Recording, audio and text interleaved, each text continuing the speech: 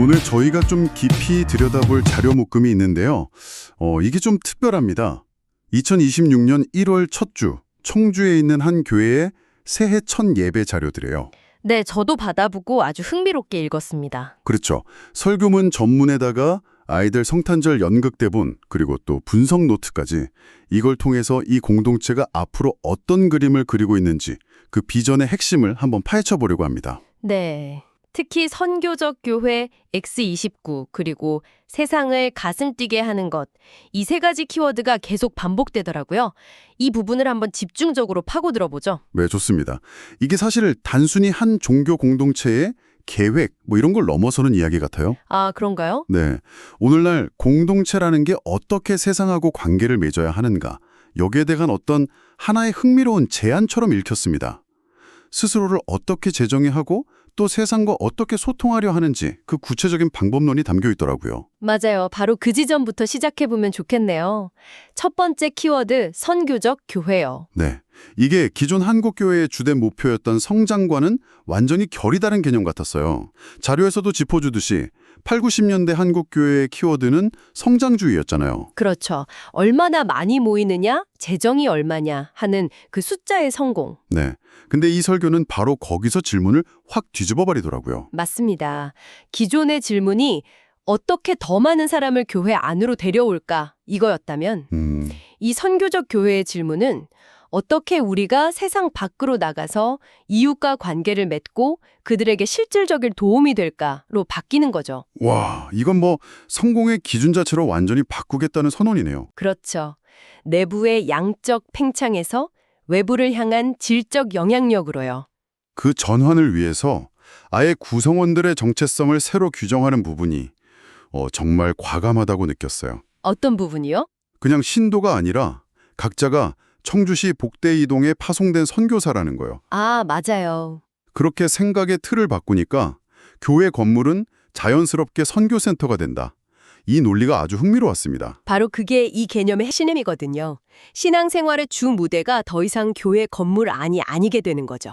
각자의 삶의 터전으로. 네. 직장, 가정, 동네, 그 모든 곳이 선교제가 되는 겁니다. 그러다 보니까 자연스럽게 목회자의 역할에 대한 관점도 달라지고요. 그 설교자가 주보에 실린 자기 외부 활동에 대해서 직접 언급하는 대목, 그거 말씀이시죠? 네, 맞아요. 그게 인상적이었어요. 그게 개인적인 용무가 아니라 지역사회와 소통하는 선교 활동의 일부라고 재정의하더라고요. 그러면서 주보에 굳이 그런 일정을 공유하는 이유가 교인들 각자가 자기 삶의 현장에서 선교사로 살아가는 모습을 보여주는 일종의 모델링이다. 와, 저는 이 설명에서 무릎을 탁 쳤습니다. 그렇죠. 그리고 여기서 균형점도 아주 중요하게 짚어주죠. 균형점이요? 네. 자칫하면 그냥 좋은 일 하는 NGO랑 뭐가 다르냐는 질문이 나올 수 있잖아요. 맞아요. 그래서 기도나 예배 같은 영적인 충전, 그러니까 선교센터에서의 시간이 없으면 활동이 방향을 잃기 쉽다. 반대로 세상과 교류 없이 교회 안에만 머물면 고립될 뿐이다. 이 점을 분명히 하더라고요. 추가 자료에서는 이걸 엔진이라고 표현했던데요. 센터에서 먼저 뜨겁게 달궈져야 세상으로 나아갈 동력이 생긴다는 비유가 딱 와닿았어요. 네, 아주 적절한 비유죠. 자, 그럼 정체성을 지역에 파송된 선교사로 재정의했어요. 근데 이것만으로는 좀 부족할 것 같거든요. 매일 그렇게 살아가게 만드는 어떤 강력한 동기? 우리만의 이야기 같은 게 필요했을 텐데요. 네, 그렇죠. 자료를 보니 X29이라는 개념이 바로 그 역할을 하는 것 같았어요. 이름부터가 심상치 않습니다. 맞습니다. 여기서 X는 기독교 성경의 사도행전을 의미하는데 이게 총 28장으로 끝나거든요. 네. X29이라는 이름은 28장에서 끝난 그 위대한 이야기가 박물관 유물처럼 끝난 게 아니라는 거예요. 바로 지금 2026년 청주를 살아가는 우리들이 29번째 장을 계속 이어서 써 내려가야 한다. 이런 의미를 담고 있습니다. 와, 성경을 그냥 닫힌 텍스트가 아니라 지금도 쓰이고 있는 열린 텍스트로 보겠다는 거네요? 굉장히 과감한 선언인데요. 그렇죠. 근데 우리 모두가 역사의 주인공이 되자는 말은 자칫하면 너무 거창해서 공허하게 들릴 수도 있잖아요. 그럴 수 있죠. 근데 이 설교가 정말 영리하다고 느꼈던 게 이 거대한 비전을 아주 작고 사랑스러운 예시로 연결했다는 점이에요. 바로 초등부 아이들의 성탄절 연극 예수님의 생일 파티 이야기로요. 맞아요. 연극 대본 자체도 의미가 있죠. 아이들이 예수님께 뭐 벤츠 자동차나 나이키 신발 같은 걸 선물하려 하지만 네네. 결국 예수님은 사랑하는 마음을 가져온 사랑이의 선물을 가장 기뻐하시잖아요. 근데 설교의 진짜 핵심은 그 줄거리가 아니었어요. 아, 그 준비하는 과정 이야기요? 네, 바로 그겁니다. 보통 아이들은 서로 주인공 하겠다고 다투기를 마련인데 여기 아이들은 그러지 않았다는 거잖아요. 맞아요. 오히려 각자 자기 성격이랑 재능에 맞는 역할을 스스로 찾아냈다고. 대본에 나오는 머니, 깔끔이, 맹고 이런 이름만 봐도 개성이 딱 보이는데 그렇죠. 이 아이들이 서로의 역할을 존중하면서 협력해서 결국 연극을 성공적으로 마치고 앵콜 공연까지 했다는 그 이야기가 정말 인상 깊었습니다. 바로 그 지점을 통해서 설교자가 아주 중요한 메시지를 던지는 겁니다. 어떤 메시지죠? 사도행전 29장을 써내려가는 일이 베드로나 바울 같은 소수의 비범한 영웅에게만 달린 게 아니라는 거죠. 아, 평범해 보이는 모든 구성원 한 사람 한 사람이 각자 고유한 역할, 머니의 역할, 깔끔이의 역할을 맡아서 조화롭게 협력할 때 비로소 위대한 29번째 장이 쓸 수 있다.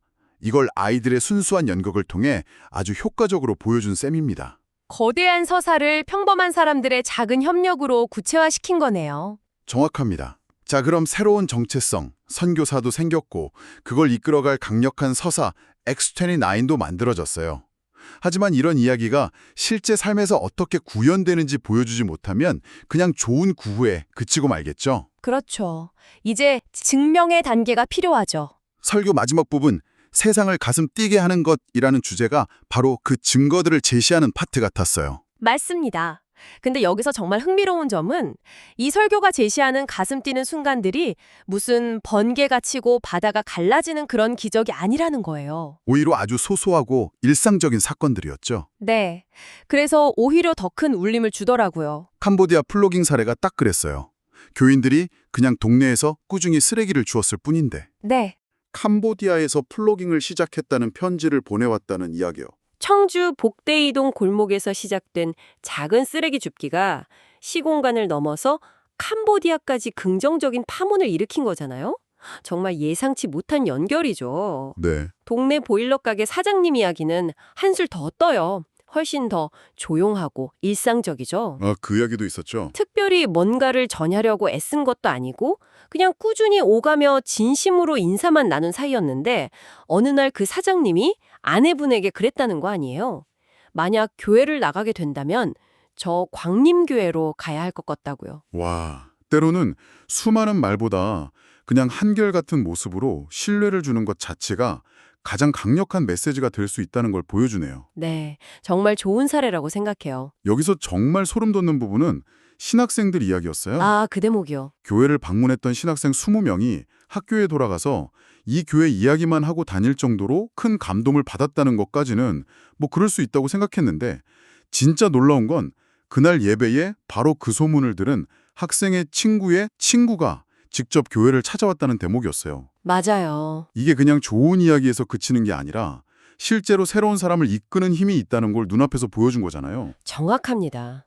건강한 공동체가 만들어내는 긍정적인 소문이 꼬리에 꼬리를 물고 사람들을 자연스럽게 이끄는 현장이죠. 네. 결국 이 설교 전체를 관통하는 핵심 메시지는 이거라고 봐요.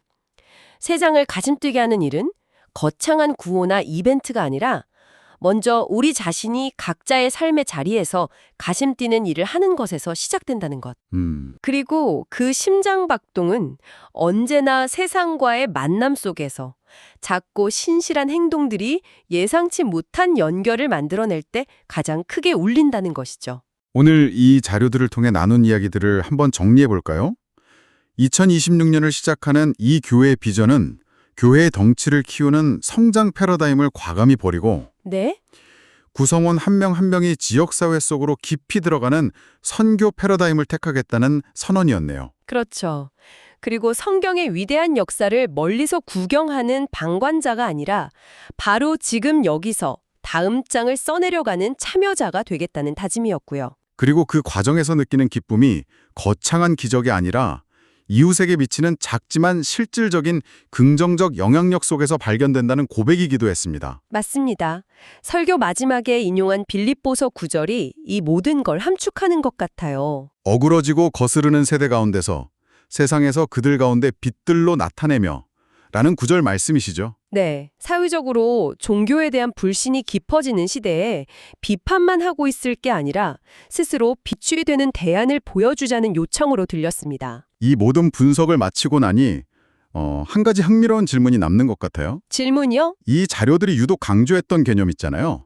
내가 사는 동네에 선교사로 파송되었다는 개념? 네네. 이걸 종교적인 의미를 떠나서 하나의 사고 실험으로 한번 당신의 삶에 적용해 보면 어떨까요? 아, 그거 재미있는 발상이네요. 만약 당신의 일상, 그러니까 당신의 직장이나 아파트, 자주 가는 카페를 일종의 내가 책임져야 할 영역으로 바라본다고 상상해 보는 거죠. 누군가를 설득하거나 바꾸려는 그런 거창한 목표는 말고요. 그저 그 작은 영역을 지금보다 조금 더 따뜻하고 조금 더 신뢰할 수 있는 공간으로 만들기 위해서요. 어쩌면 캄보디아까지 날아갈지도 모를 예상치 못한 긍정적인 파문을 일으킬 수도 있는 아주 작은 행동 하나를 시작한다면 그건 무엇이 될 수 있을까요?